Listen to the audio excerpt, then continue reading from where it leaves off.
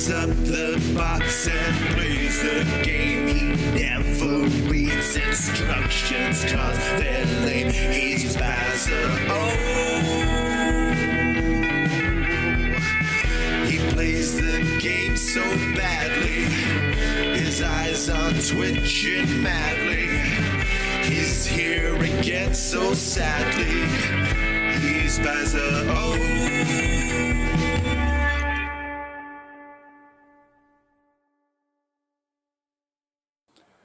Hello, welcome back. Right, as you can see from the title of this video, this is going to be another one of those comparison thingamies which I quite enjoyed doing. Today, as you can see, it's the NES version of Toaplan's Snow Brothers arcade game, which was a game I was never familiar with until I found the Spectrum version, which was released by Climacus in 2012. So some considerable time after the original game was released, and it's called Speccy Bros, and it's a fantastic game. And I thought it would be nice. I've compared recently the Mighty Final Fight NES and Spectrum versions against each other. So there's going to be a bit of a pre sort of ramble before I actually get into it, because there's some other things that I've got to sort of say, etc. So that's where the benefit of this thing comes in. Now, yeah, this is the knockoff Nintendo Entertainment System thing that Mark Payne sent me about a month and a bit ago. 500 odd games on there. Now, the reason I'm doing this sort of pre-ramble about it is because that has made it much easier for me to do all these sort of comparison videos. Now, I was never really into these mini sort of things, but owning this thing now has sort of changed my mind a bit and opened me up to you know, the possibilities they can bring. I have got a SNES Mini, which you can see me doing some gameplay video on my other channel, which I'll get to in a minute because there's some news on that. But I was never really interested in them. I thought they weren't for me, but now that I've started collecting for the Commodore 64 stuff as well, obviously the 64 Mini has just been released, and again my initial view was that it wouldn't be for me, but now having owned this and seeing, you know, the amount of games on it, etc., and having seen some reviews and listened to people and read things that they've said about it on Facebook, etc., I'm now really swerving quite heavily the other way into actually considering buying one, because, you know, if you can see in those shelves behind me, it doesn't look much, but there's some boxes down below as well, and there's about, in total, there's about 400 Spectrum cassettes, and if I start adding C64 ones to it, I'm going to run out of space very, very, very, very quickly. So the attraction with the 64 is, excuse me, clearly as a space-saving issue. Sorry, as a space-saving device to allow me to do much, much more comparison work between the Commodore 64 and Spectrum games, etc. So yeah, I'm bending very heavily towards actually purchasing a 64 now, especially as you can actually load games onto it through USB, which is, you know, really, really sort of great, and it would help out a lot. Instead of having bundles and bundles of cassettes, I can just have one tiny little box with a USB stick. I know there's been some issues with it that some people have been going on about, but excuse me, there's that chest infection I was talking about. Oh, yeah. So yeah, you know, you can't program on it or whatever, and the keyboard don't work. Well, I'm not interested in programming anyway. I just want to play games. So that's why it would suit me down to the ground. So next payday, I'm going to be doing that. I've also, the reason I haven't been active much lately is that we're in the process of thinking quite heavily of buying a new car. So we've been spending a bit of time going around looking at various things, etc. Going to be booking a test drive in a Volkswagen Tiguan 2-litre turbo diesel automatic with all bells and whistles, which I'm really sort of looking forward to. Again, I'm really sorry, this, well, you know, when I start rambling, I'm going to go on and on and on before actually getting into the thing. Right, okay, cars, yep, we're looking at buying a new car. I'm looking at buying a C64 Mini. We're going to be playing in this video Snow Brothers against Speccy Bros. And I've got to do another thank you. And this one is yet another donation to the channel from a subscriber, Mel the Bell, who has graciously sent me this. Now that is a cartridge for the Commodore 64. Now I completely forgot that Commodore 64s could use cartridges. There's 4 games on it: Fiendish Freddy, International Soccer, which, if I remember rightly from display models in the shops way back in the day, that was always the game that was on display. International Soccer. Flimbo's Quest, don't know that one at all, and Clax, the sort of puzzle arcade game. I know of it. I've never played it in any of its iterations. So Mel, thank you ever so much. This is going to be getting some coverage. Now, I did have something to say about the other channel, the Bazza H2O. The reason I set that one up was because I wanted to keep everything Spectrum centric on here. So I created that one so that I could cover the Nintendo 64, the GameCube that I showed in previous videos, also the SNES Mini stuff, etc. But to be honest with you, it's just been a pain in the arse trying to keep sort of 2 channels open. I keep forgetting about that one. I've forgotten the password to it a couple of times. Plus, when I ramble on these videos on this channel, it goes on for quite some. But they tend to go on for quite some time, as you can gather. So I have decided that I'm going to do away with that other channel. I'm just going to leave it as it is, and if I want to cover anything else, I'm going to put it on this channel, because at the moment on this channel I can record things and I can upload videos that are over 15 minutes long. On the other one I can't do that, and I got caught out a couple of weeks ago when I tried to record. I think I was playing Mario Kart, and I was enjoying myself so much, and the video went on for about 16, 17 minutes or even longer than that, and I couldn't actually upload it because it was over 15 minutes long, and I hadn't earned that right on that channel as yet. So I'll be using playlists, etc. on this channel. Do not worry, everything is going to remain incredibly Spectrum heavy, and I will be doing lots of comparisons as and where I can. But it's too much of a ball ache keeping everything, trying to keep 2 channels open. So being as I'm a lazy fat sod who takes the path of least resistance all the time, like water I find the easiest way to the sea, I'm just going to do 1 channel for now and use playlists to split everything up. Right, you've probably got really bored of this by now, so let's get into it. We're going to play the original version first on the knockoff thingamajig, NES Doodah what's it. Then we go into the Spectrum version. It's just to show you, how similar they are and the differences between them. They're both absolutely great games, but let's have a look. Okay, we're heading that way. Okay, welcome back. Right, going to load Snow Brothers, the NES version. Now, this is on the knockoff NES thing, so I don't know how accurate it is to the actual version that was released on the real NES. So if any of you are familiar with the game and you spot any differences, then please let me know. So let's have a look. This is Snow Brothers from Toaplan.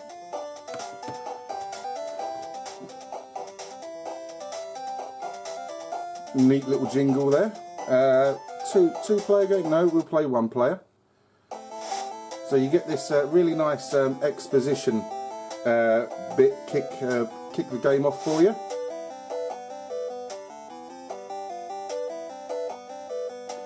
King Scourge had plotted to take over the world, but he knew that his armies could not defeat Prince Nick and Prince Tom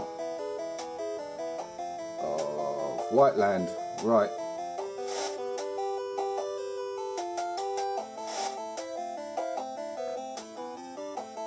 Found a way to freeze his enemies in their tracks. So obviously there is none of this intro in the Spectrum version of this, which is going to follow this video segment afterwards. Right, should we just get on with the game? This seems to go on forever. Yeah. Right, so here we go. Really colourful platformer game, this. Now, I didn't know this game at all until I saw Speccy Bros. When I was trawling through World of Spectrum, just looking for sort of like random games to play. And Speccy Bros was the game that popped up. And I gave it a play, and I really enjoyed it. As you can see, it's like kind of like the Bubble Bobble sort of type thing, except instead of bubbles, you have got snowballs to fire at your enemies and get them. Whoa! Oops! As I bought the farm there. Really nice, colourful graphics. Like I said, yeah, you've got to clear each level by encapsulating every enemy in snow and then destroying them, collecting whatever it is they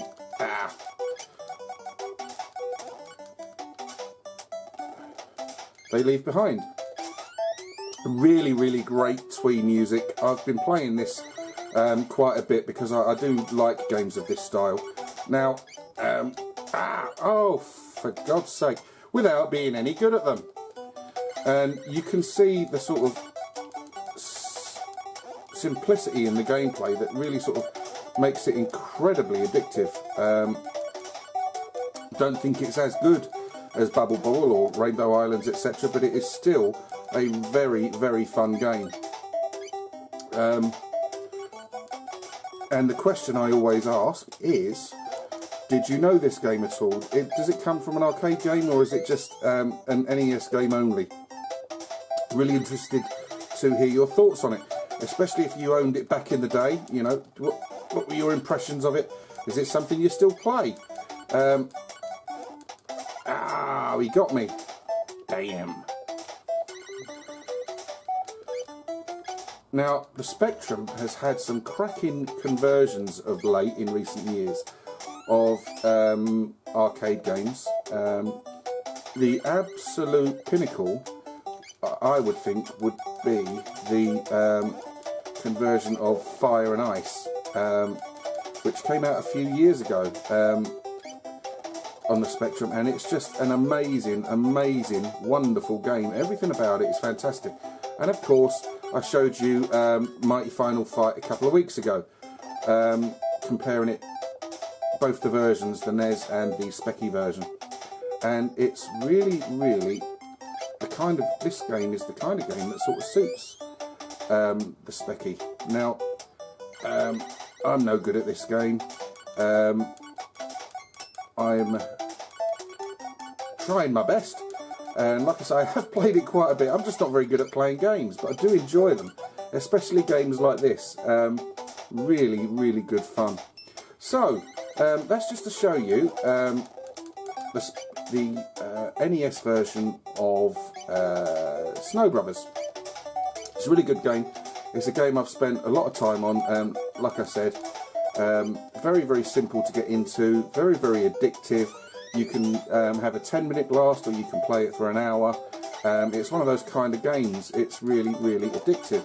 So I'm going to stop this gameplay segment very shortly, because my aim is just to show you a side-by-side comparison of both games, and just to show you, you know, that there was plenty of great stuff that came out in the Spectrum's heyday that never got a conversion to the Spectrum, and it's only thanks to the talents of some fans that keep it alive to this day that these games are coming out. Like I mentioned, Fire and Ice, this game, Mighty Final Fight, loads and loads of others. So anyway, let's go and show you what the Spectrum version's like, and what I want you to do is to just, what I aim to do is just to have you invite comment on it, because that's what it's all about. I just want to sort of see what people's thoughts and opinions are when they see both versions side by side. Now, to a lot of people, they're never going to know that this came out on the Spectrum, because, you know, the Spectrum wasn't popular everywhere. So just to bring that to people's attention as well. Right, going to end and move on to the Speccy. Hello! Right, here we are on to the Spectrum version of Snow Brothers, which is called Speccy Bros, Nick and Tom. And this, as I said earlier, was released by Climacus, a Spanish company, in 2012. So the original version of Snow Brothers came out in 1990. So it's a good 22 years later now. I don't know how accurate a representation of the actual NES game that was, that I showed you there. So if you noticed any differences, please let me know. Now, this is how I came to find out about Snow Brothers. Through World of Spectrum, pressing the random game search button, it threw up Speccy Brothers, which I'd never heard of before, and was really interested to see what it was like and play, and I really enjoyed it. Now, here we can see the game's going. I'm actually sort of playing it here. And you can tell straight away that it is a very good representation of the Snow Brothers game itself.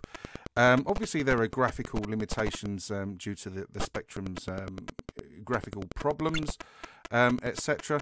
And also the sound, you know, there's no sort of tune sort of playing through it, etc. And what there is on the main menu is just seems to be 48K beeper music. It doesn't seem to be any kind of AY music, which, you know, it doesn't really detract anything from the game. This is a really good fun game, and I'm interested, particularly from you NES owners who knew this game back in the day, to see and hear what your thoughts are as to how this compares. Now, bear in mind, this is very much a fan-made homage to the original.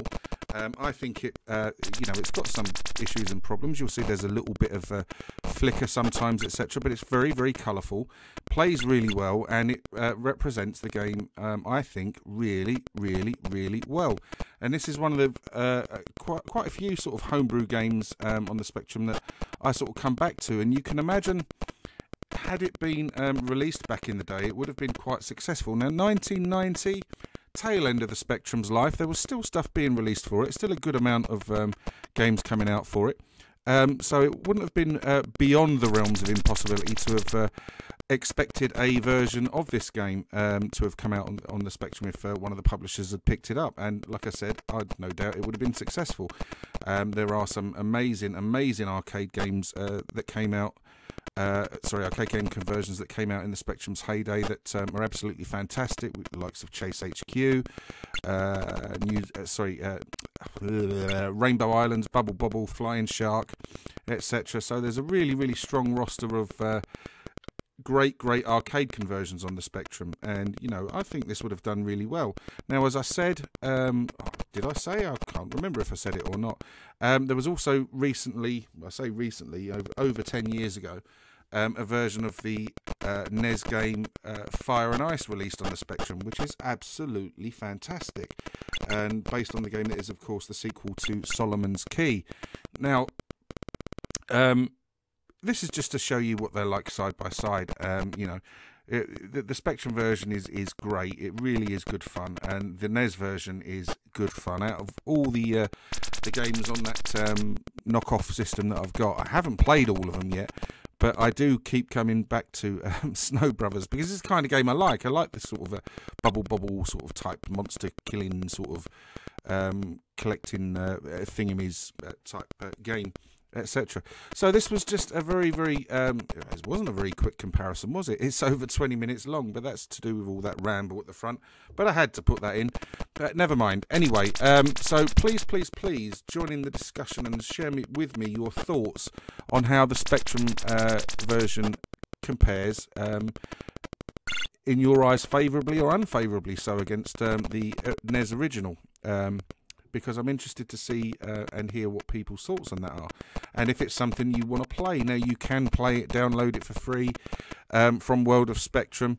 You will, of course, if you're not familiar with it, need a Spectrum emulator to play it on, but those are readily available. There's many great Spectrum emulators out there.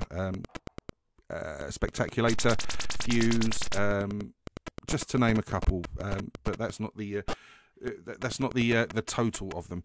Anyway, thanks ever so much for watching. If you like the video, please let me know. If you wish to subscribe, please do so.